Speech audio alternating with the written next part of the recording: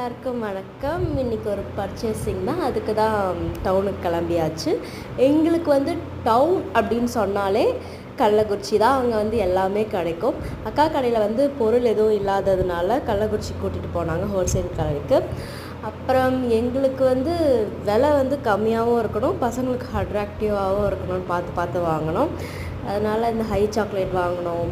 அப்புறம் வந்து பல்லி மிட்டாய் ஷேப்பில், இது யாரும் லைக் பண்ண மாட்டாங்கன்னு வாங்கலை. அப்புறம் டீத் மிட்டாய் இது வாங்கி வச்சோம். அப்புறம் சின்ன வயசு இது எல்லோரும் வாங்குவாங்கன்னு வாங்கியாச்சு.